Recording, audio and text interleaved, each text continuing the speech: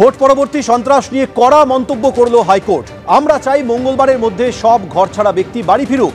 যেখান থেকে অভিযোগ আসছে সেখানে পুলিশকে আরও সক্রিয় হতে হবে।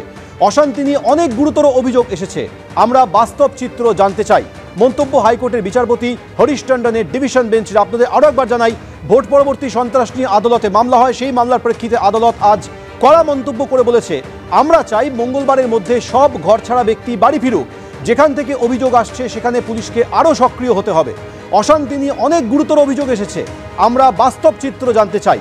হাইকোর্টের বিচারপতি হরিশ টন্ডনের ডিভিশন বেঞ্চের তরফে আজ এই কড়া মন্তব্য করা হয়। আপনারা জানেন যে ভোট শেষ হওয়ার পর এবং ফলাফল বেরোনোর পর থেকে ভোট পরবর্তী সন্ত্রাস নিয়ে বিরোধীরা লাগাতার অভিযোগ করে আসছে।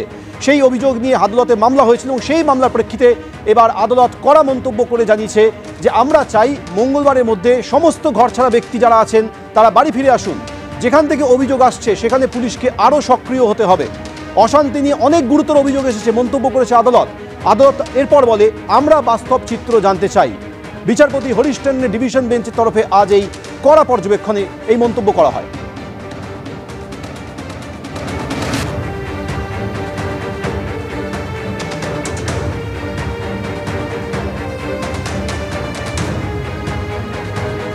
এদিকে রাজ্যে অব্যাহত ভোট পরবর্তী সন্ত্রাস নিয়ে মুখ্যমন্ত্রী মমতা বন্দ্যোপাধ্যায়কে চিঠি দিলেন রাজ্যপাল সিভি আনন্দ বোস।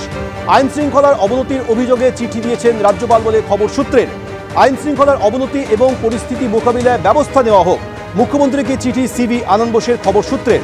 ঘরছাড়া বিজেপি কর্মীদের রাজ্যপালের সঙ্গে দেখা করানো নিয়ে সংঘাতের মধ্যেই মমতা বন্দ্যোপাধ্যায়কে চিঠি দিলেন রাজ্যপাল সিভি আনন্দ বোস।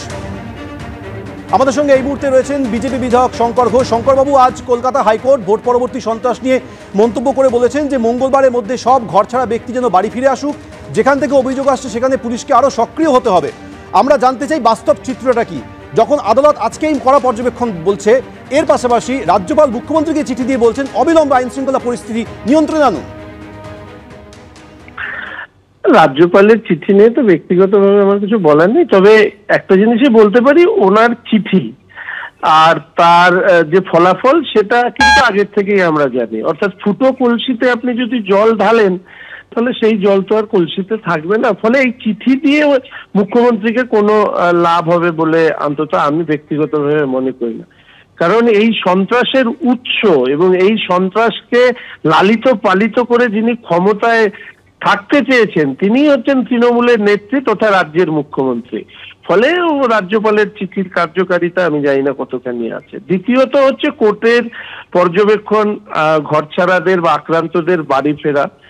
দেখুন, এই নিয়ে গত 2011 পরবর্তী বারংবার আমাদের রাজ্যে কথা হয়েছে। ভোট পরবর্তী সন্ত্রাস আমাদের পশ্চিমবঙ্গের সংস্কৃতিতে পরিণত হয়েছে। এই রাজ্যের বর্তমান মুখ্যমন্ত্রী তথা তৃণমূল কংগ্রেসের এর পরিবর্তন করবার কোনো ইচ্ছে আছে বলে অন্তত মনে করি না। এই রাজ্যে সরকার বদল না হলে এই রাজ্যে ভোট পূর্ববর্তী বা পরবর্তী কোনো সন্ত্রাসী বন্ধ হওয়ার আশা অন্তত পুলিশ প্রশাসনের উপরে মানুষের রয়েছে বলে অন্তত আমার ধারণা নেই।